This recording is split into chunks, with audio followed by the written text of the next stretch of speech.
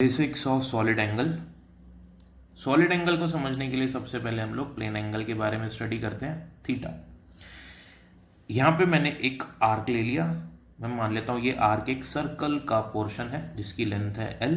ये O point पे angle subtend कर रही है थीटा और ये रेडियस है आर इस आर्क की। मुझे पता है प्लेन एंगल होता है angle is equals to arc upon radius. इसी का यूज करके मैं सॉलिड एंगल को फाइंड करने की कोशिश करता हूं। तो similarly to measure solid angle at O instead of circular arc, अब सर्कुलर आर्क की जगह मैं क्या लेता हूं, I will draw a part of sphere. अब मैंने यहां पे एक स्फेयर का पार्ट बनाया है, जैसे इसको समझ सकते हैं आप, स्फेयर का पार्ट है ये रिमेनिंग पार्ट है, ये स्फेयर हो जाएगा। तो ये लेफ्ट साइड वाला पार्ट नहीं ले रहा मैं, ये बस पोर्शन ले रहा हूं थोड़ा सा। ओके, तो ये जो सेंटर पे ओ पॉइंट पे जो एंगल बनाएगा वो होगा मेरा सॉलिड एंगल। ओके, तो ये शेप आप देख सकते हैं, it is resembling to a कोन।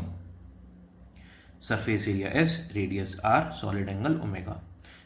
अब angle is equals to arc upon radius, तो आर्क की जगह यहां पे हो जाएगा सरफेस एरिया और रेडियस की जगह हो जाएगा R square. Okay, so solid angle is equals to surface area upon R square. तो यहां से सरफेस एरिया क्या हो जाएगा, omega into R square. This is a very important formula और इसी फॉर्मूले का यूज हम लोग कमिंग लेक्चर्स में भी करेंगे। नेक्स्ट देखिए, if a circle subtends 2 pi angle at the centre, find the angle subtended bye a sphere at its centre. तो अगर सर्कल अपने सेंटर पे 2 पाई एंगल सबटेंड करता है, क्योंकि यहां से स्टार्ट करेंगे तो ये पाई और यहाँ पे 2 पाई, तो स्फेयर कितना एंगल सबटेंड करेगा, वो होगा सॉलिड एंगल पहली बात तो। और हमारे पास तो अब फॉर्मूला है, फॉर्मूला होता है omega is equals to surface area upon R square. Surface area है 4 pi R square upon R square cancel, so will get 4 pi. तो इसका मतलब the solid angle will subtend, the solid angle subtended by a sphere at its center will be 4 पाई।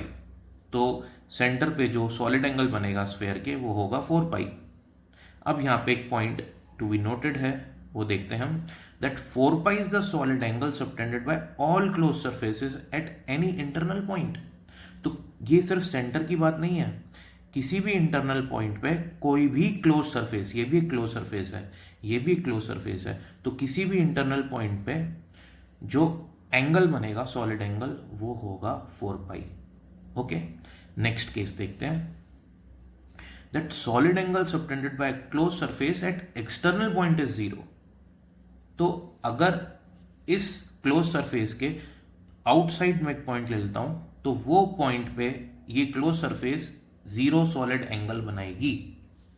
इसको देखते हैं हम लोग, कोई मैंने पॉइंट लिया, इससे मैंने एक स्फेयर का पार्ट ले लिया। ओके, ये मेरा सॉलिड एंगल है। अगर मैं स्फेयर के पार्ट को इंक्रीज करता जा रहा हूं, देखिए यहाँ पे इंक्रीज करता जा रहा हूं, तो मेरा धीरे धीरे क्या हो रहा है, सॉलिड एंगल कम होता जा रहा है। और अगर मैं पूरा कंप्लीट स्फेयर कर दूं तो देखिए सॉलिड एंगल बस खत्म ही होने वाला है। इसको बंद कर दूंगा तो सॉलिड एंगल वैनिश हो जाएगा। तो इसीलिए किसी आउटसाइड पॉइंट पे सॉलिड एंगल क्लोज सरफेस से 0 होता है। ये बहुत ही ज़्यादा इंपॉर्टेंट कंसेप्ट है। इसी कंसेप्ट को अगर आपने समझ लिया तो आप आने वाले जो पोर्शन में हम गॉस लॉ करेंगे उसमें आपको कोई प्रॉब्लम नहीं आएगी। नेक्स्ट पॉइंट में, अगर मेरे पास डेल एस सरफेस एरिया है और ओ पॉइंट से इस डेल एस के सरफेस एरिया के सेंटर तक एक परपेंडिकुलर लाइन जिसकी लेंथ है आर और सॉलिड एंगल बन रहा है डेल आर, तो इस केस में मैं तो जर्नली लिख सकता हूं कि the solid angle will be equals to the surface area upon R square. Okay, अगर किसी कंडीशन में मुझे ऐसे दिखता है कि जो सरफेस एरिया है और उसका जो परपेंडिकुलर है वो इस डायरेक्शन में है, यानी कि एरिया वेक्टर, तो मुझे क्या करना होगा, मुझे इस एरिया वेक्टर का कंपोनेंट लेना होगा इस डायरेक्शन में, that is del S cos alpha in this direction. So इस कंडीशन के अंदर जो सॉलिड एंगल होगा वो होगा del S cos alpha by R square, और इसी कंडीशन को मैं यूज करूंगा न्यूमेरिकल्स में और डेरिवेशंस में। Thank you.